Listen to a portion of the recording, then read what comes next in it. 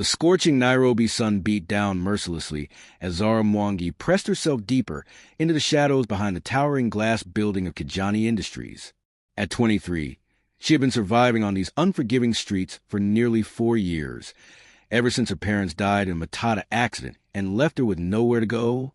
The alleyway behind Kenya's largest agricultural technology company had become her makeshift home, where she collected rainwater in plastic containers and searched for scraps of food discarded by the wealthy executives above. "Transfer all the assets to the Cayman Islands accounts by midnight," whispered Jomo Kamani into his phone, his expensive Italian leather shoes clicking against the concrete as he paced behind the dumpsters. Once Kamal signs those partnership papers tomorrow, he'll lose everything he's worked for. Zara's heart nearly stopped. She knew that voice. Jomo was a trusted business manager and childhood friend of Kamal and George, the billionaire CEO who owned half of East Africa's agricultural technology sector. She had seen both men countless times over the years, walking past her as if she were invisible, their conversations about millions of shillings floating over her head like distant thunder. "The wife is already cooperative," Jomo continued, his voice dripping with calculated greed. "Grace will convince him to sign the documents during their anniversary dinner tonight. After 15 years of marriage, he trusts her completely. The fool has no idea what's coming." Zara's blood ran cold. She had often seen Grace and George stepping out of her sleek Mercedes, her designer handbags worth more than most Kenyans earned in a year. The woman had never once acknowledged Zara's existence, treating her like part of the urban landscape, something unpleasant but easily ignored. "And if the street children around here become a problem?" Jomo asked the person on the other end. A pause. Then his voice turned deadly serious. "We handle them permanently. No witnesses, no complications." The line went dead, and Jomo turned sharply. For a terrifying moment, his cold eyes seemed to penetrate the darkness where Zara crouched behind a rusted shipping container. She held her breath, her torn dress catching on the metal edge, praying that the shadows would conceal her. After what felt like an eternity, Jomo walked away, but not before deliberately kicking over a small plastic cup where she collected coins and the occasional sympathetic passerby. "Disgusting vermin," he muttered under his breath. Zara waited until his footsteps completely faded before emerging from her hiding spot, her mind racing with the implications of what she had just witnessed. These people, Jomo and Grace, were planning to destroy a man whose agricultural innovations had brought prosperity to thousands of Kenyan farmers. Kamal and George's vertical farming technologies and drought-resistant crop solutions had revolutionized food security across the region. Should she try to warn the billionaire? Would he even believe someone like her, a homeless girl whose very existence he had never acknowledged? She had attempted to approach him before, only to be roughly escorted away by security guards who treated her like a common criminal. But this was different.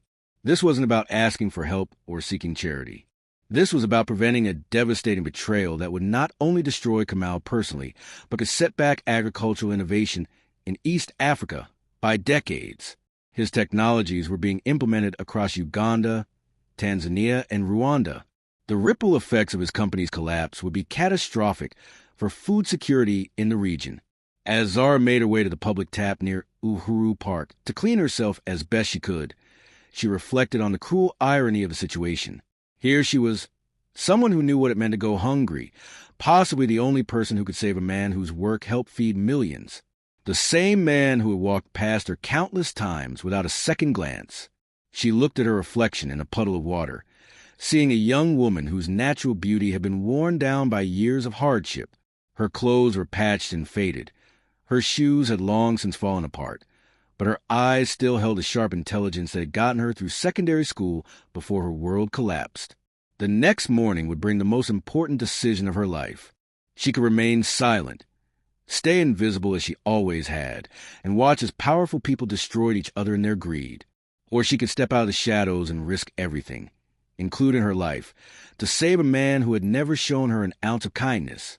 As the sounds of Nairobi's bustling nightlife continued around her, Zara made her choice. Tomorrow, she would walk into Kijani Industries' gleaming lobby and demand to speak with Kamal and George. She would risk humiliation, arrest, and possibly worse to deliver a warning that could save everything he had built. The street girl who had been invisible for 4 years was about to step into the light, and nothing would ever be the same again. Will Zara find the courage to warn the billionaire? Can a homeless girl penetrate the walls of corporate power to deliver a life-saving message? Hit that subscribe button and ring the notification bell, because this incredible true story is just getting started, and what happens next will leave you speechless.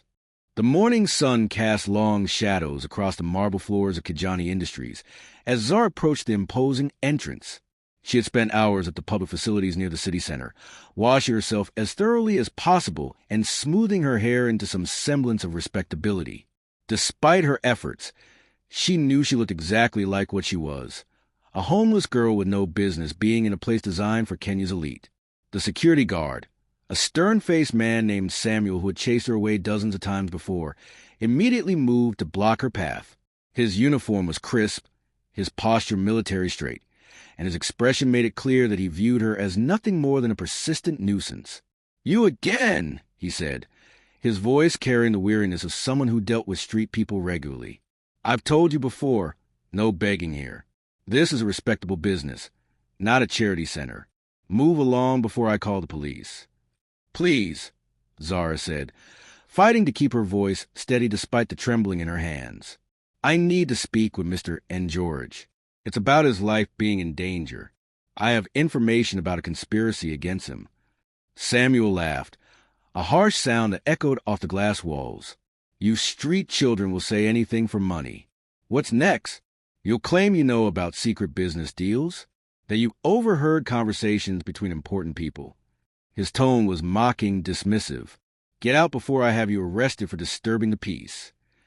"Wait," Zara called desperately as 2 more security guards approached, their hands moving toward their radios. "Ask him about the Cayman Islands accounts. Ask him about Jomo and the partnership documents. Ask him about what's planned for tonight's anniversary dinner." The specific details made Samuel pause, his expression shifting from annoyance to uncertainty. Other employees in the lobby stopped their conversations, some pulling out their phones to record the unfolding drama.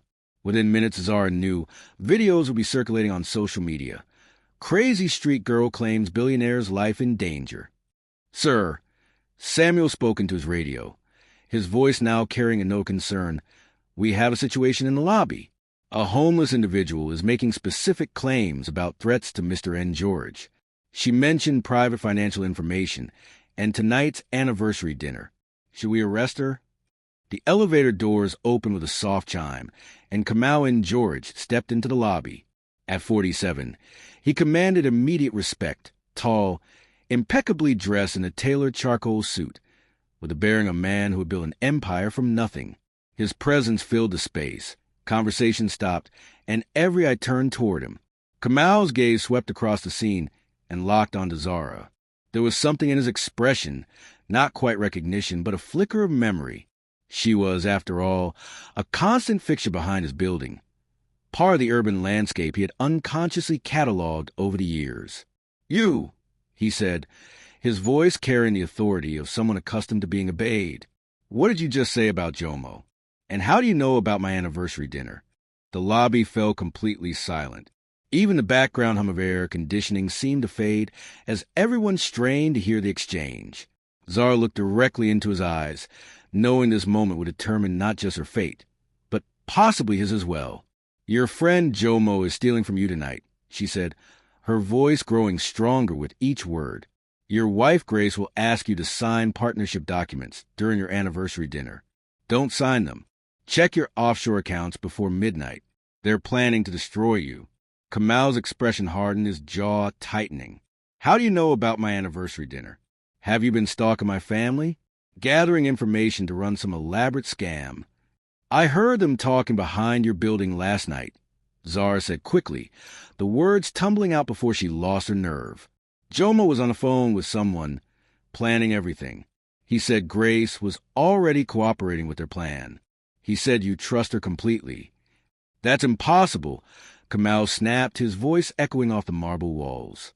"My wife would never betray me, and Jomo has been my closest friend since university. We built this company together. You're just another street scammer looking for money." The words hit Zara like physical blows, but she pressed on, He said if the homeless people behind your building became a problem, they would handle us permanently. Please, sir, just check the accounts. Verify what I'm telling you. For a long moment, Kamau studied her face. Despite her ragged appearance and desperate circumstances, there was something in her eyes that gave him pause, an intelligence, a sincerity, a depth of desperation that seemed genuine. But the accusations were too monstrous to believe. "Remove her," he finally said to security, his voice cold and final. "And if she comes back, call the police immediately. I won't have my family harassed by delusional street people." As the guards moved to grab her arms, Zara called out one last time, her voice carrying across the lobby with surprising strength. "I've been living behind your building for 4 years. Every day you've walked past me like I don't exist. But today, I'm trying to save your life. Don't let them destroy everything you've built." The glass doors closed behind her with finality, cutting off the air-conditioned comfort of the lobby and returning her to the harsh reality of Nairobi's streets. But as she walked away, Zara carried with her a small sense of satisfaction. She had done what she could. She had spoken truth to power, even if power refused to listen. The question now was whether Kamau and George's pride and prejudice would cost him everything he had worked for, or whether the words of a homeless girl would plant seeds of doubt that might save his empire. Did Zara's warning fall on deaf ears? Will the billionaire's arrogance be his downfall? You won't believe what happens when Kamau starts investigating her claims. Smash that like button, and don't forget to subscribe, because this story is about to take a shocking turn that will leave you on the edge of your seat. Kamau sat in his corner office. The panoramic view of Nairobi's skyline spread before him like a kingdom he had conquered. The Kenyatta International Convention Center pierced the horizon, while below, the chaotic beauty of the city pulsed with life. But today, the familiar sight brought him no comfort. The homeless girl's words echoed in his mind with unsettling persistence. "Don't let them destroy everything you've built." He pulled up his company's financial records on multiple screens, the soft glow illuminating his troubled expression.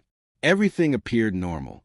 Jomo had been handling international partnerships for over a decade without any issues. The expansion into Rwanda and Uganda was proceeding smoothly, and their drought-resistant maize varieties were transforming agriculture across the region. His wife, Grace, had been his anchor through every challenge since they married 15 years ago. She had stood by him when he was just another young entrepreneur with big dreams and empty pockets, working out a cramped office in an industrial area. Her family's connections had opened doors. Her business acumen had helped secure crucial early investors. Yet something nagged at him, a persistent whisper of unease he couldn't shake. His secretary, Margaret, knocked and entered with her usual efficient smile. "Sir, Mrs. N. George called. She's confirmed your dinner reservation at Villa Rosa Kempinski for 8 o'clock tonight. She also mentioned some important partnership documents you need to review." Kamau's blood ran cold. The homeless girl had specifically mentioned partnership documents and an anniversary dinner. How could she have known such intimate details of his personal life? "Margaret," he said carefully, "did I mention anything to you about dinner plans or business documents?" "No, sir." Mrs. N. George said it was a surprise she'd been planning. She seemed very excited about the partnership opportunities. Margaret paused, studying his expression. "Is everything all right, sir?" "Cancel my 3 o'clock meeting with the Ministry of Agriculture," Kamau said quietly. "I need to make some urgent calls." After Margaret left, Kamau dialed his private banker in Switzerland, his hands trembling slightly. "This is Kamau N. George. I need to verify all recent activity on my international accounts." "Mr. N. George." The banker's professional voice carried no concern. "We've had some unusual inquiries today. Someone has been requesting access codes for your Cayman Islands holdings. We assumed it was you or your authorized representative, Mr. Kamani." The phone nearly slipped from Kamau's grasp.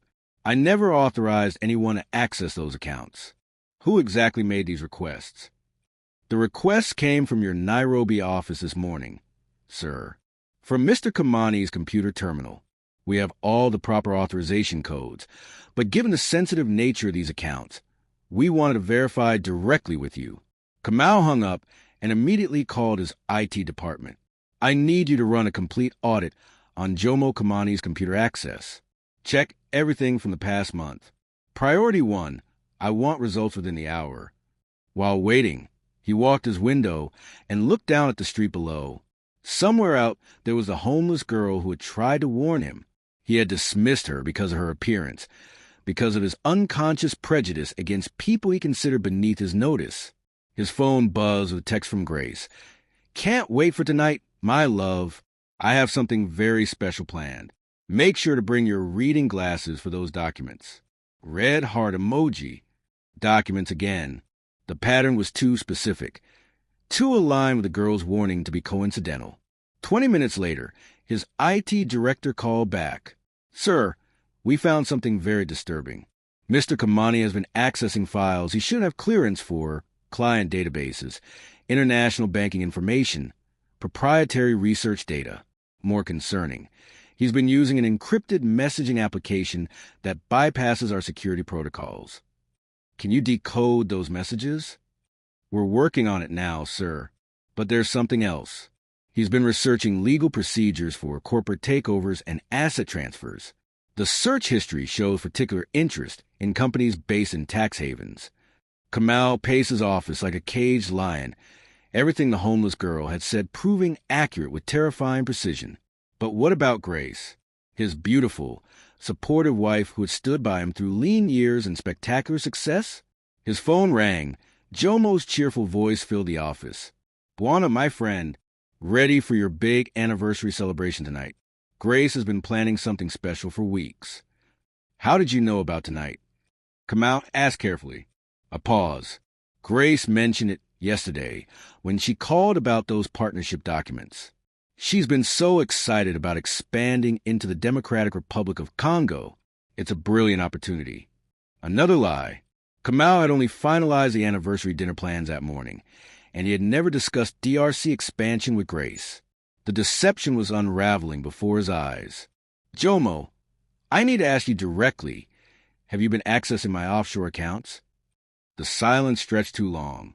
"Buana, why would you ask me such a thing? We're brothers. Everything I do is for the good of our company." "That's not an answer. Look, there were some discrepancies in the international transfers. I was just making sure everything was in order before bothering you with details. You know how these Swiss banks can be about documentation. More lies, delivered with the smooth confidence of long practice." Kamal could hear the nervous edge beneath Jomo's careful words. "We'll discuss this tomorrow," Kamal said coldly, "after I review everything myself." He hung up and immediately called his head of security. "I want a complete background check on my wife's activities for the past month. Phone records, credit card statements, meeting schedules, everything." "Sir, is there a specific security concern?" Kamal thought about the homeless girl's desperate face, the truth in her eyes that he had been too proud and prejudiced to see. "Someone tried to warn me about threats to my life and business. I dismissed them. I may have made a terrible mistake." The security report arrived by email an hour later. As Kamal read through Grace's recent activities, his world began to crumble. Multiple private meetings with Jomo at expensive hotels across Nairobi. Cash withdrawals from accounts he didn't know existed. Consultations with lawyers specializing in asset seizure and corporate restructuring. Most damning of all, a lease agreement for a luxury apartment in London, signed just last week under a corporate name he didn't recognize. His hand shook as he read the final entry. Subject has been researching legal procedures for declaring spouses mentally incompetent in Kenya. The homeless girl hadn't just been warning him about business betrayal. She had been trying to save his life from the two people he trusted most in the world. People who were planning not just to rob him, but to destroy him completely. The billionaire's world is crashing down as every warning proves true. But what will he do with this devastating knowledge? Will he confront his wife and best friend, or does he have a more cunning plan? Don't miss the next chapter to see how this revenge unfolds. Hit that subscribe button now.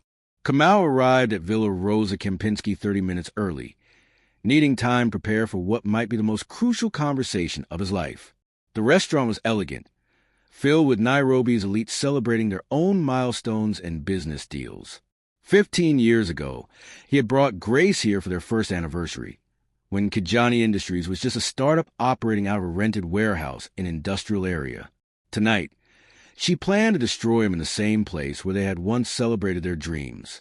He chose a table with a clear view of the entrance and discreetly activated the recording app on his phone. Whatever happened tonight, he needed evidence. The homeless girl's warning had proven accurate in every detail so far. He wouldn't make the mistake of underestimating her again. Grace arrived precisely at 8 o'clock, stunning in a flowing red dress that hugged her curves perfectly. Other diners turned to look at her as she glided across the restaurant.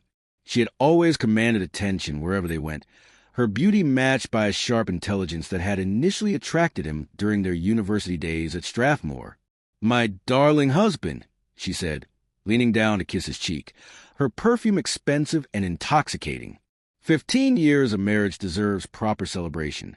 "Indeed it does," Kamau replied, studying her face with new eyes. How had he missed the calculating coldness that now seemed so obvious? The way her smile never quite reached her eyes when she thought he wasn't looking. They ordered wine, a bottle of Chateau Margaux that cost more than most Kenyans earn in a month, and made small talk about their early years together. Grace was charming, witty, playing the role of devoted wife with practiced perfection. If Kamau hadn't seen the devastating evidence compiled by a security team, he might have believed the performance. "I have something exciting to share," Grace said as their main course arrived. Grilled tilapia from Lake Victoria, prepared with a sophisticated flair that made this restaurant famous among East Africa's power elite. "Jomo and I have been working on a surprise for you." "Jomo and you?" Kamau kept his voice neutral, though his grip tightened on his wine glass. "Yes, darling. We've been collaborating for months to create something special. An opportunity to expand Kijani Industries into Central Africa, specifically the Democratic Republic of Congo. The agricultural potential there is enormous." She opened her leather briefcase and pulled out several documents, the papers thick and official-looking. These partnership agreements will establish Kijani Industries as the dominant agricultural technology provider from Kinshasa to Lubumbashi. We're talking about revolutionizing food production for over 90 million people. Kamau glanced at the papers, recognizing the sophisticated legal language, but noting the fine print that would transfer majority control of his company to shell corporations based in tax havens. The homeless girl had been right about everything. "This is very generous of you both," he said carefully. "But I thought we agreed that I would handle all major strategic decisions myself." Grace's smile faltered slightly, like a mask slipping for just a moment. "Darling, you can't manage everything alone anymore. The company has grown too large. The opportunity's too complex. You need partners you can trust." "Partners like Jomo?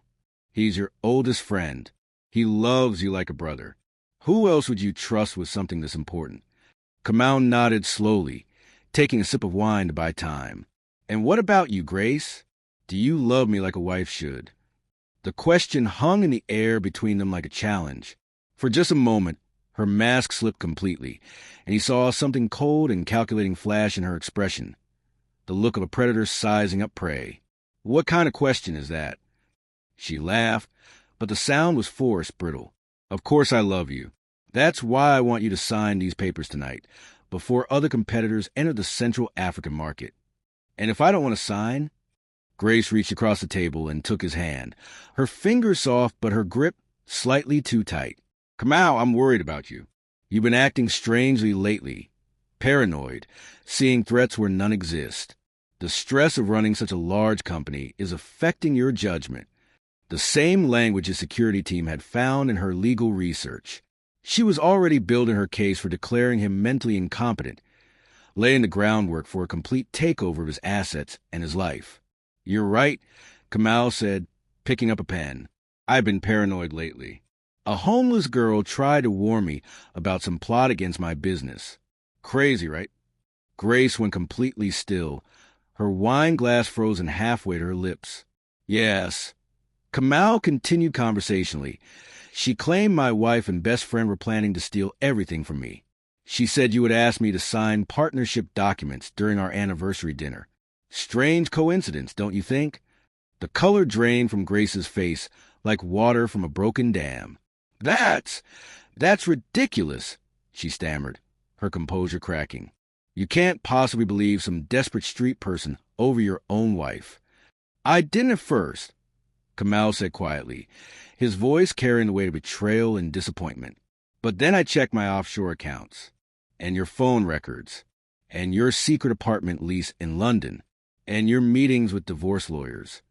Grace's hand began to shake, the wine glass trembling in her grip. Around them, other diners continued their conversations, oblivious to the drama unfolding at their table. I can explain everything, she whispered. Can you? Can you explain the research on mental incompetency laws? The cash transfers to Jomo's accounts?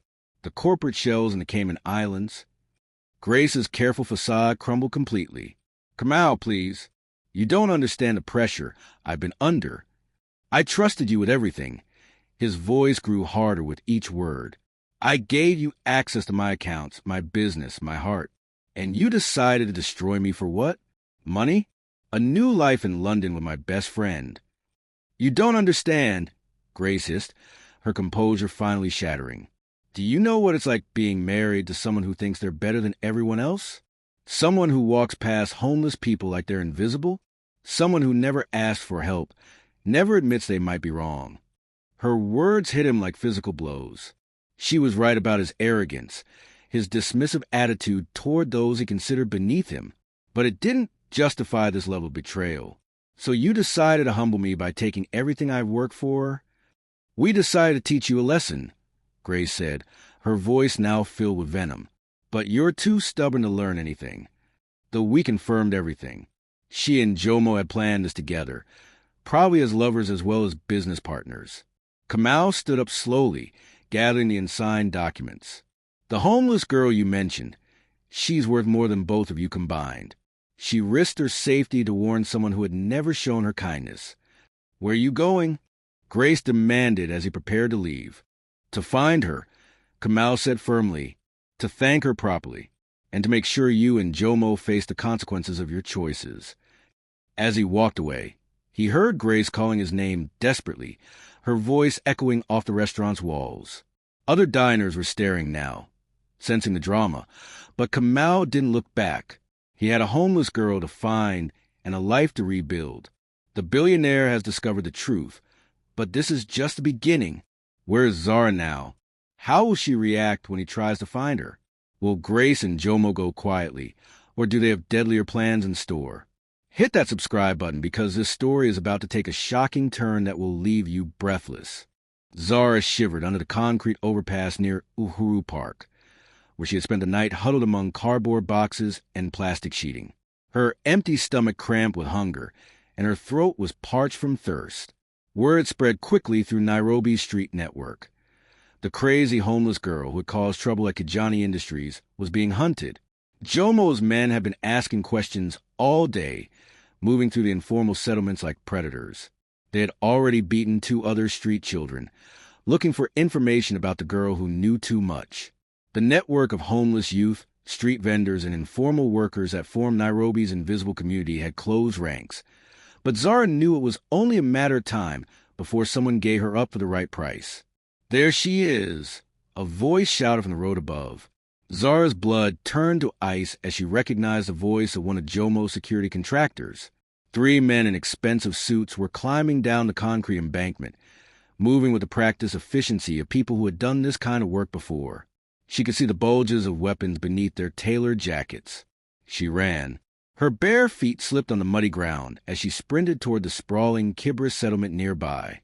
If she could lose herself among the maze of tin shacks and narrow alleyways, she might have a chance. The slum was a labyrinth that had swallowed many people who didn't want to be found. "Stop running," one of the men called, his voice carrying the false friendliness of a predator. "Mr. Kamani just wants to talk to you. No harm will come to you if you cooperate." Zara knew better than to believe that lie. She had heard the coldness in Jomo's voice the night before, the casual way he had discussed handling problems permanently. She ducked between corrugated iron walls, her heart pounding as she navigated the narrow passages between homes where entire families lived in spaces smaller than most people's closets. Children pointed and shouted as she ran past, some laughing at the chase, others instinctively understanding the danger and staying out of the way. Mothers pulled their toddlers closer, recognizing the look of someone running for their life. "Please," she gasped to a woman selling vegetables from a small wooden stand. "Hide me." The woman, her face weathered by years of hard living, looked at Zara's desperate expression, and then at the well-dressed men pushing to the crowd behind her. Without hesitation, she pointed toward a storage area behind her stand. "Quickly, child." Zara squeezed into the cramped space just as Jomo's men reached the vegetable vendor. Through a gap in the corrugated iron wall, she could see one of them pull out a thick roll of 1,000-shilling notes. "We're looking for a homeless girl," he said in Swahili, his accent marking him as someone from outside the slum. "Tall, young, probably stealing food. She's been spreading lies about important people." "I see many homeless people," the vendor replied coolly in English, deliberately switching languages to assert her intelligence.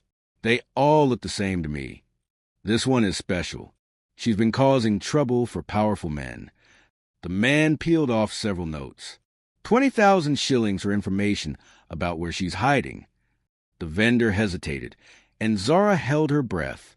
That money could feed the woman's family for 2 months, could pay school fees for her children, could make the difference between survival and prosperity in a place where both were always uncertain.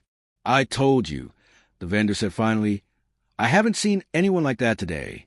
The men moved on, but Zara knew they wouldn't give up easily. She waited until their voices faded before emerging from her hiding spot, her body trembling with adrenaline and gratitude. "Why did you help me?" she asked the vendor. The older woman studied her face with intelligent eyes. "I have daughters. I know what men like that do to girls like you." She pressed a small bag of Ugandan beans into Zara's hands. "But you cannot stay here. Find somewhere safer." Zara thanked her and slipped back into the maze of Kibra's alleyways. She needed to get out of Nairobi entirely, but she had no money for transport and nowhere to go. Her few remaining relatives in rural Nairi had made it clear years ago that they couldn't afford another mouth to feed. Her phone, a cracked device she had found in a dumpster months ago and managed to get working, buzzed with a call from an unknown number. She hesitated, knowing that answering could give away her location, but something made her take the risk. "Hello?" she answered cautiously. "Is this the girl who warned me about my wife and Jomo?" The voice was unmistakably Kamau and George's. Zara's knees nearly gave out. "How did you get this number?" "I had my security team track down every homeless person who had been seen near my building in the past week." "You were right about everything, Zara." He knew her name. Somehow, the billionaire had learned her name and found her phone number. But was this really him, or was it a trap set by Jomo and Grace? "They're trying to kill me," she whispered, pressing herself against the wall as she spotted another group of men in suits questioning vendors at the far end of the alley. "I know. Where are you? I can send protection." "How do I know I can trust you?" Zara asked, every instinct screaming caution. "You threw me out of your building. You said I was just another scammer. I was wrong." His voice carried heavy regret. "I was arrogant and prejudiced, and I almost lost everything because I wouldn't listen to someone I consider beneath me." "What changed your mind?" "I checked everything you told me. The offshore accounts, the partnership documents, my wife's secret activities. You saved my company and probably my life." Zara pressed herself deeper into the shadows as she saw more Jomo's men scanning the crowd. "I have to go. They're still looking for me. Tell me where you are. I'll come personally." "How do I know this isn't a trap? How do I know you're not working with them now?" The line was quiet for a moment. "Because 3 hours ago, I thought I knew everything about loyalty and trust. I thought I could judge people by their appearances and circumstances. But a homeless girl showed more integrity in one conversation than my wife and best friend showed in years of friendship." Something in his voice made her believe him, a humility she had never heard from him before. "I'm in Kibera near the railway line," she said quickly, "but I won't stay here long." "Stay exactly where you are. I'm coming." The phone went dead, and Zara looked around desperately, trying to decide whether to trust a billionaire who had dismissed her completely just 24 hours earlier. In the distance, she could see black SUVs pulling up to the main road that bordered the slum. But when the doors opened, It wasn't more of Jomo's men who stepped out. It was Kamau and George himself, flanked by his own security team, scanning the crowd with an intensity that made her heart race. Their eyes met across the chaotic landscape of Kibera, and for a moment, neither of them moved. Then Kamau began walking toward her, and Zart realized her life was about to change forever.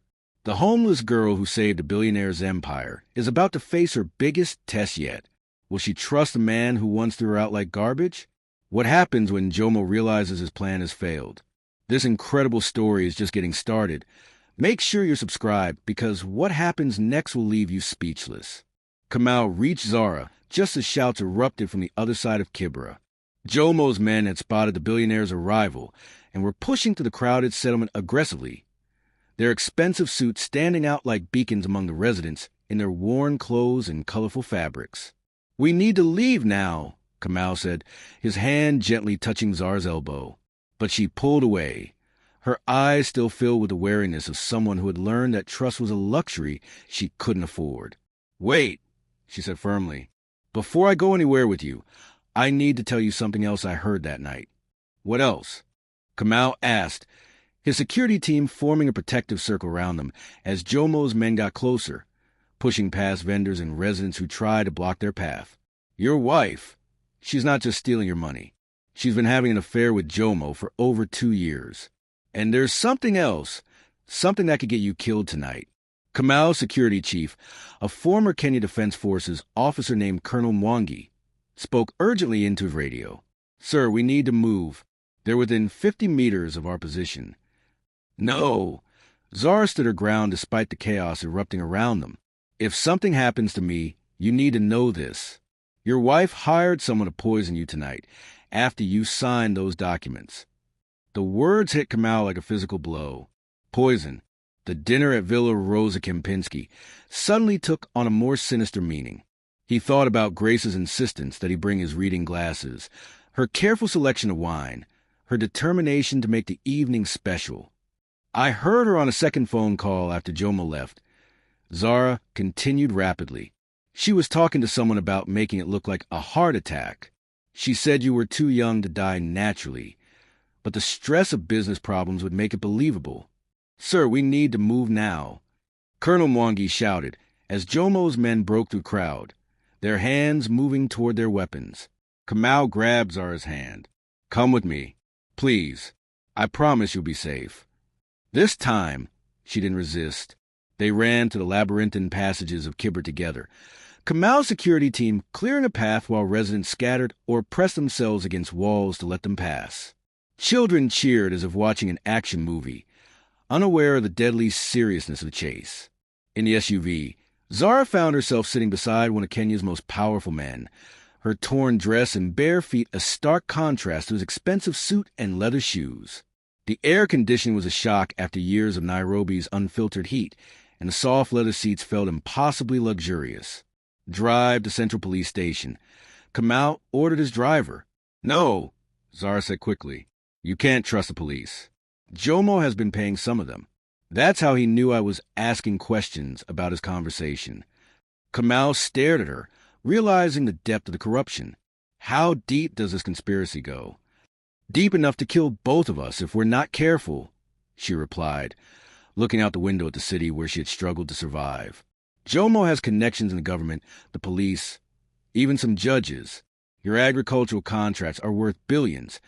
People will kill for much less." As they drove through Nairobi's traffic, Zara told him everything she had overheard. The poison plot, the corrupt officials, the plan to make his death look like suicide after financial ruin drove him to despair. She described the coded language they used, the specific names of offshore accounts, the timeline for transferring assets.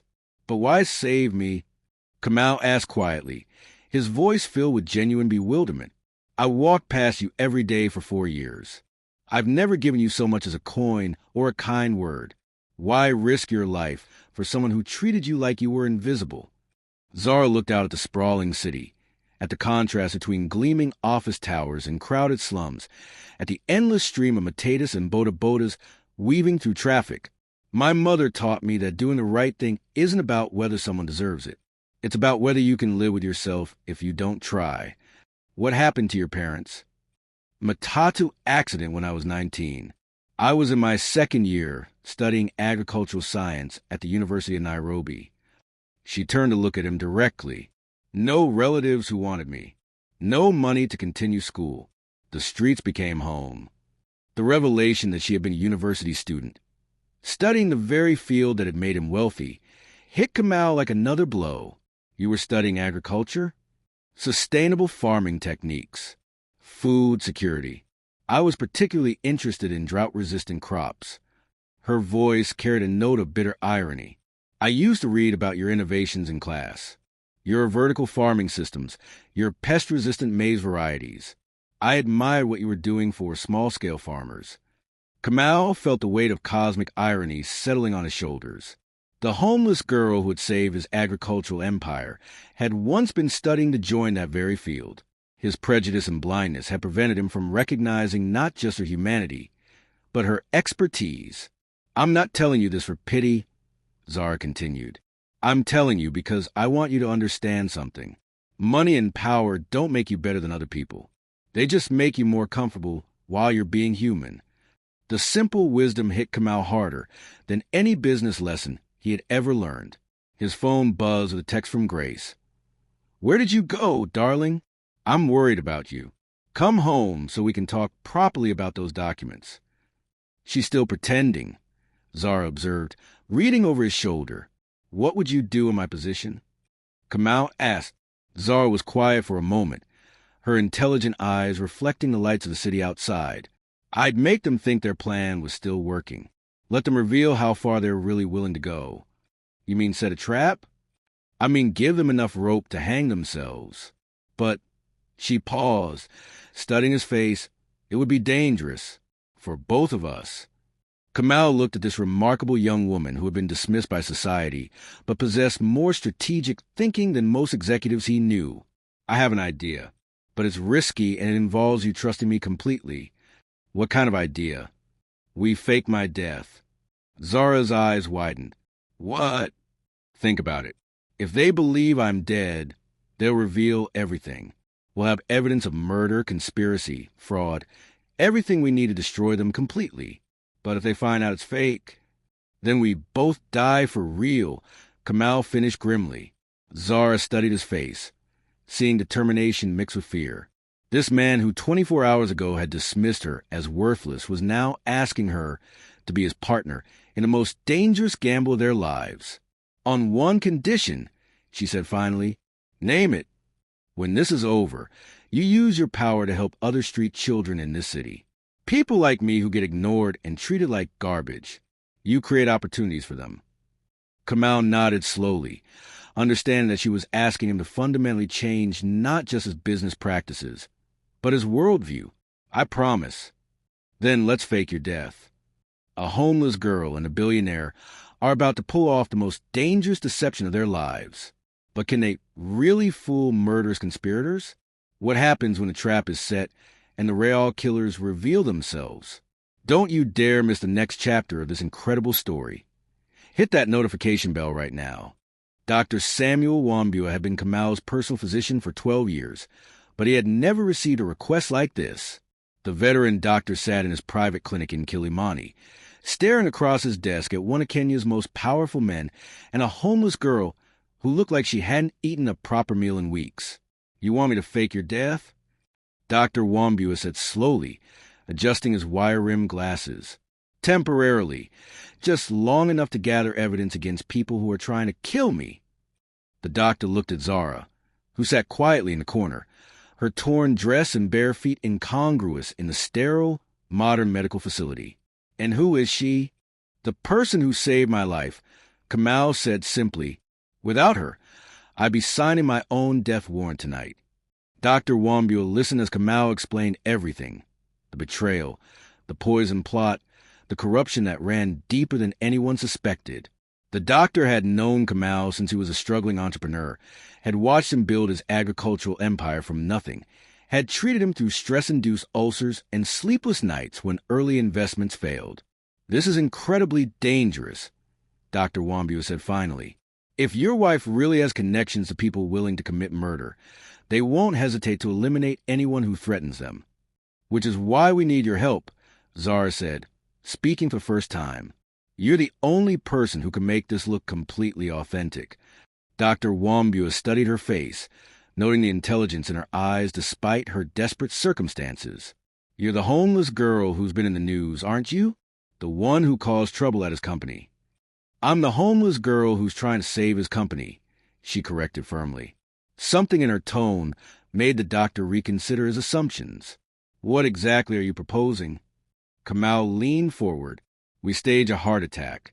You declare me dead, issue a certificate, everything official. Meanwhile, I hide until we have enough evidence to expose them completely. And if they demand to see the body? That's where it gets complicated, Zara said. We need to make them believe he's really dead, but also give them access to his assets quickly enough that they reveal their real plan. Dr. Wambua was quiet for a long moment, considering the medical and legal implications. There's a procedure we could use. A combination of drugs that would slow your heart rate and breathing to almost nothing. It's extremely dangerous, but it would fool anyone who wasn't looking too carefully. How dangerous? Zara asked. If the dosage is wrong, or if we can't revive him properly, he really will die. I'll take the risk, Kamau said immediately. I won't let you, Zara said firmly, surprising both men. What do you mean? This isn't just about exposing them, she continued. This is about you learning what real integrity looks like. If you're willing to die for revenge, you haven't learned anything from what I told you. Then what do you suggest? Zara stood up and walked to the window overlooking Nairobi's bustling Kilimani district. The streets below were filled with matatas, street vendors, and office workers heading home from another day of struggle and survival. We don't fake your death, she said finally. We fake mine. Absolutely not, Kamau said immediately. Think about it, she continued, turning back to face them. I'm the one who exposed them. I'm the threat they need to eliminate. If I'm dead, they'll think they're safe to proceed with their original plan against you, which puts them in real danger, Dr. Wambua pointed out. I've been in real danger my entire life, Zara said quietly.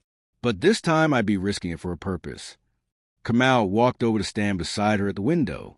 I can't ask you to do this. You're not asking. I'm volunteering. Why? She turned to look at him directly. Because yesterday you said, I don't need help from anybody. Today you're asking a homeless girl to risk her life to save you. That's the kind of change the city needs to see. The phone rang, interrupting their conversation. Dr. Wambua answered, his face growing pale as he listened. That was my colleague at Kenyatta Hospital.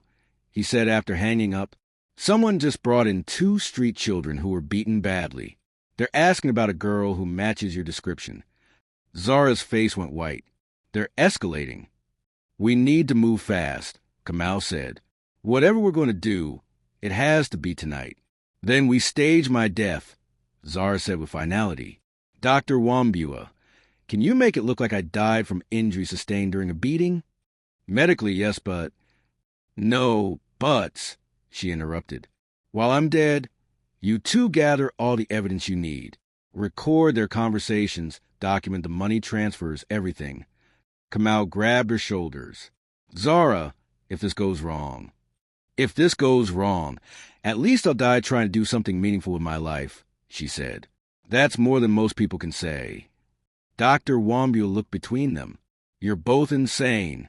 Probably, Kamau agreed. Will you help us?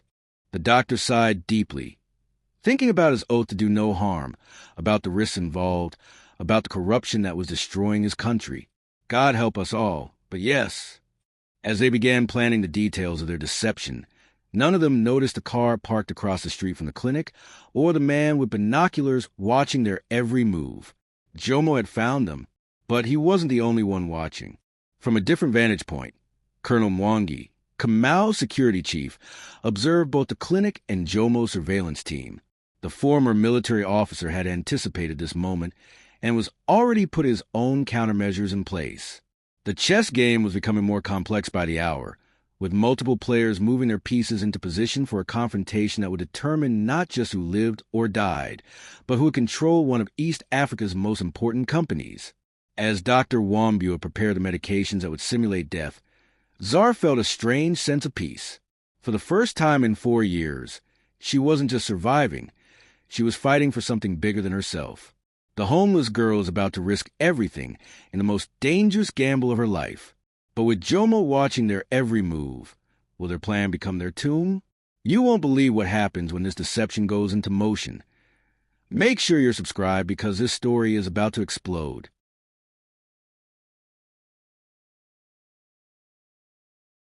The abandoned warehouse and industrial area was perfect for their plan. Located among the maze of factories and storage facilities that form Nairobi's manufacturing heart, it was isolated enough for privacy, but accessible enough for Jomo and Grace to reach quickly when they received the call. Dr. Wambua worked quietly in the converted space, preparing the drugs that would slow Zara's vital signs to almost nothing. Kamau had transformed the warehouse into a convincing crime scene, complete with hidden cameras positioned throughout the building and audio recording equipment that would capture every word spoken. "Remember," Dr. Wambua said to Zara as she lay on the makeshift examination table, "you'll feel like you're drowning as your breathing slows. Every instinct will tell you to fight it, but you must stay calm or your heart rate will spike and ruin the illusion." Zara nodded, trying to ignore the fear crawling up her spine. "How long will I appear dead?" 2 hours maximum. After that, we risk permanent damage to your brain and organs. And if something goes wrong with the reversal drugs?" Dr. Wambua's silence was answer enough. Kamau's phone buzzed with a text from Grace. "Darling, I'm getting worried. Where are you? Jomo is here, and we're both concerned about your safety." "They're together," Kamau said grimly, "probably planning their next move." "Which is why this has to work," Zara replied, her voice steady despite the magnitude of what she was about to do. Kamau dialed Jomo's number, putting it on speaker. "Brother, thank God." Jomo answered with practiced concern. "Where are you?" Grace is worried sick. "I found her," Kamau said, injecting just the right amount of excitement into his voice. "The homeless girl who's been causing trouble. She's been hiding in an old warehouse in an industrial area. Marcus, you were right to be concerned about her spreading lies." Kamau continued, using the code name they had agreed upon to signal the deception was beginning. "What did she tell you?" Jomo asked, his voice carefully controlled. "Crazy stories about you and Grace plotting against me. Obviously the ravings of someone desperate for attention and money." Zara gave him a thumbs up as Dr. Wambua prepared the injection that would simulate death. "Where is she now?" Jomo pressed. "That's the thing," Kamau said, allowing genuine regret to color his voice. "Some of your security people found her first. She's dead, Jomo." The silence on the other end stretched for several seconds. "Dead." They said she resisted when they tried to bring her in for questioning. There was a struggle. She hit her head badly. Kamau's voice carried just the right note of shock and remorse. That's terrible," Jomo said, but Zara could hear the relief underlying his words. "But maybe it's for the best." She was clearly disturbed. "Where's the body?" came Grace's voice in the background. "Industrial area, warehouse 47. I'm here now with Dr. Wambua, confirming everything for the death certificate." "We'll be right there," Jomo said quickly. "Don't touch anything until we arrive." The line went dead. "They took the bait," Kamau said. Dr. Wambua looked at his watch. "We have maybe 15 minutes before they get here. Are you ready, Zara?" She nodded, even as her hands trembled slightly. "Do it." The injection was cold as it entered her bloodstream. Within seconds, she felt her heart rate beginning to slow, her breathing becoming shallow and labored. The world began to fade around the edges as her body entered a state that mimicked death so closely it would fool all but the most sophisticated medical examination. "Fight the panic," Dr. Wambua whispered, monitoring her vital signs on portable equipment. "Let it happen." Her heartbeat slowed to barely perceptible thuds. Her breathing became so shallow that her chest barely moved. To anyone watching, Zara appeared to have died from the head trauma they had simulated with makeup and theatrical blood. Kamau checked the hidden cameras one final time, ensuring they would capture every angle of the coming confrontation. He positioned himself near Zara's motionless form, practicing the grief-stricken expression he would need to convince the two people who were planning to murder him. 12 minutes later, car doors slammed outside the warehouse. "Kamau!" Grace's voice echoed through the building as she and Jomo entered. "Over here," he called, his voice heavy with false sadness. They found him kneeling beside Zara's motionless form, Dr. Wambua taking notes on a clipboard nearby. Grace gasped, staring down at the body with an expression that mixed shock with something that might have been satisfaction. "My God," she breathed. She looked so young. 23, Dr. Wambua said solemnly. "Died from blunt force trauma to the head. I'll need to file the death certificate. But yes, she's gone." Jomo studied the scene carefully, his businessman's instincts making him look for anything that seemed out of place. "You're certain she's dead?" Dr. Wambua lifted Zara's wrist, checking for a pulse he knew he wouldn't find. "No pulse, no respiration. I'll need to complete the paperwork, but there's no doubt." "What exactly did she tell you before this happened?" Grace asked, moving closer to Kamau with practiced sympathy. "Nonsense about you two conspiring against me. She claimed you were having an affair, Jomo, and that you were both trying to steal my assets." Kamau shook his head as if still struggling to process such absurd accusations. Grace and Jomo exchanged a quick glance that the hidden cameras captured perfectly, a look of relief mixed with triumph that revealed their true relationship and intentions. "Well," Jomo said carefully, "at least she can't spread any more lies." "The poor girl," Grace added, but her tone lacked genuine sympathy. "Living on the streets like that probably affected her mental state." "Kamau, we should go," Grace said, slipping her arm through his. "Being here is just upsetting you." "You're right," Kamau replied, standing slowly. "Dr. Wambua, handle all the paperwork. I want this entire mess to disappear quietly." As they walked toward the exit, Grace's voice took on a new urgency. "Darling, now that this unpleasantness is over, we really need to finalize those partnership documents we discussed." "Of course," Kamau replied. "After everything that's happened, I realize how much I need people I can trust." "Exactly," Jomo said, his voice warm with false friendship. "Let's go back to your house and take care of everything tonight." Dr. Wambua waited until the sound of their cars completely faded before rushing back to Zara's side. 1 hour and 37 minutes had passed since the injection. He quickly prepared the counter drugs that would reverse the effects. "Come on, child," he whispered urgently as he administered the antidote. "Come back to us." The seconds stretched into a full minute. Her chest remained still, her pulse undetectable. Dr. Wambua began CPR, his hands shaking as he realized their deception might have become all too real.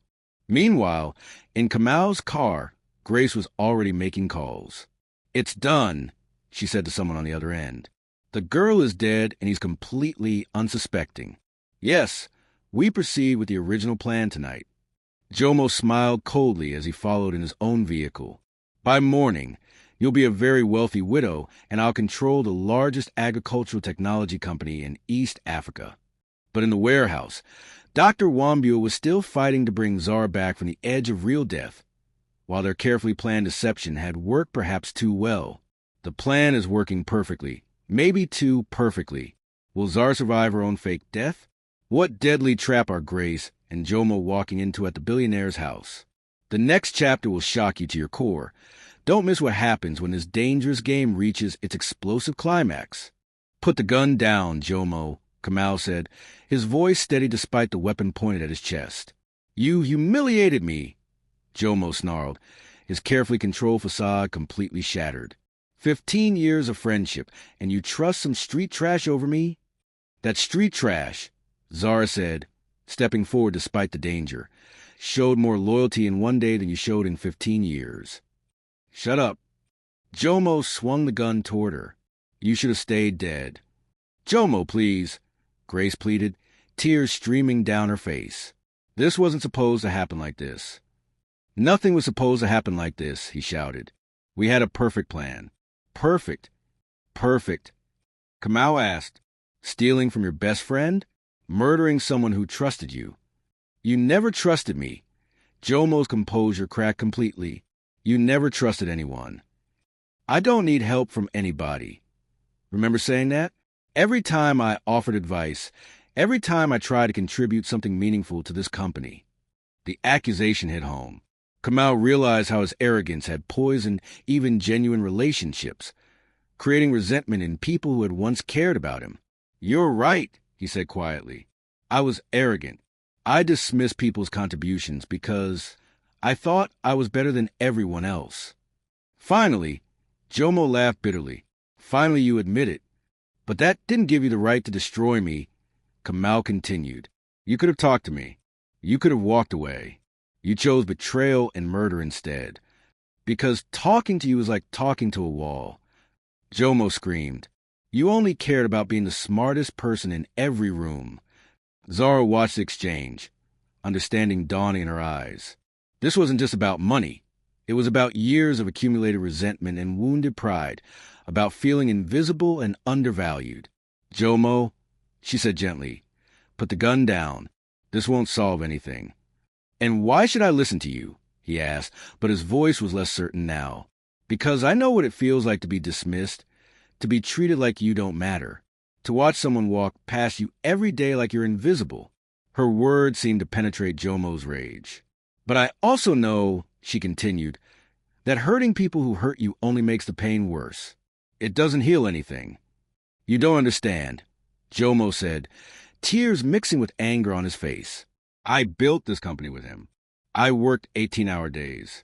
I sacrificed my own relationships, my own dreams. I gave everything to make his vision successful. I'm sorry, Kamau said and meant it. I'm sorry I made you feel invisible. I'm sorry I didn't acknowledge your contributions properly. It's too late for apologies, Jomo said, but his gun hand was wavering. It's never too late, Zara said, but only if you choose a different path right now. The room fell silent, except for the sound of Grace's quiet sobbing. Suddenly, police sirens wailed outside the mansion, their red and blue lights flashing through the windows. I called it before I came in, Zara said. We have everything on record now. The conspiracy, the murder plot, the financial fraud. But they're not here to arrest anyone yet. What do you mean? Jomo asked, confused. I mean you still have a choice, she said. Put the gun down, surrender peacefully, and cooperate with the investigation. Or continue down this path and destroy whatever small chance you have at redemption. Jomo looked around the room. At Kamau, who despite everything was looking at him with something like compassion. At Grace, who was broken by guilt and fear. At Zara, who had every reason to hate him but was offering him mercy. Why? He asked Zara. Why are you giving me a choice after everything I've done? Because, she said simply, someone recently taught me that mercy is more powerful than revenge. She glanced at Kamau, who understood her meaning. The billionaire who had once dismissed her as worthless had learned humility, and now she was teaching him about forgiveness. I thought I knew everything, Kamau said, reciting words that would define his transformation. But I didn't. Jomo stared at them both for a long moment, then slowly lowered the gun. I'm sorry, he whispered, the weapon falling from his fingers. God help me, I'm so sorry. The police entered just as Jomo collapsed to his knees, overwhelmed by the weight of his choices. 3 hours later, after statements had been given and arrests had been made, Kamau and Zara sat alone in his study. The city lights of Nairobi sparkled beyond the windows, but the atmosphere inside was calm, almost peaceful. What happens now? Zara asked. Now, Kamau said, I keep my promise to you. We're going to help every street child in this city. We're going to create opportunities, provide education, show them that society sees their worth. And Jomo and Grace, they'll face justice. But maybe eventually they'll find a way to rebuild their lives too. People can change if they're willing to do the work. Zara nodded. What about us? I mean, what happens to me now? Kamau looked at this remarkable young woman who had saved his life, his business, and perhaps his soul. That is entirely up to you. But I have a proposal. What kind of proposal? I want you to be my partner. not just in the foundation we're creating, but in Kijani Industries itself. Your background in agricultural science, your understanding of what it means to struggle. We need that perspective. Zara stared at him in shock. A partnership? With me? Worth about 100 million shillings, he said quietly, plus decision-making power in a company worth over 10 billion. But more importantly, the chance to transform how business is done in this country. Why? Because you saved more than my life or my business. You saved my humanity. And because I've learned that the best decisions come from having partners who see what others miss. 2 years later, Zara stood before the mirror in her office at the Kamal Zara Foundation for Youth Development. The woman looking back at her bore little resemblance to the homeless girl who had once lived behind a corporate building. But her eyes held the same fierce determination that had driven her to risk everything for what was right. As director of youth programs for East Africa's largest street children rehabilitation initiative, Zara had spent the past months transforming the lives of thousands of young people who had been invisible to society. The foundation's main building had been constructed on the exact spot where she used to sleep behind Kijani Industries, a powerful symbol of transformation from rejection to hope. In the main auditorium, cameras flashed as Zara approached the podium for the foundation's second annual gala. The room was packed with journalists, government officials, and hundreds of formerly homeless individuals who had been helped by their programs. 2 years ago, she began, her voice clear and confident, I was sleeping on the streets of Nairobi, dismissed by society as worthless. Today, we're announcing the opening of our 20th rehabilitation center across Kenya, Uganda, Tanzania, and Rwanda. Thunderous applause filled the room. But this isn't just about buildings or programs, she continued. This is about recognizing that every person has value, regardless of their circumstances.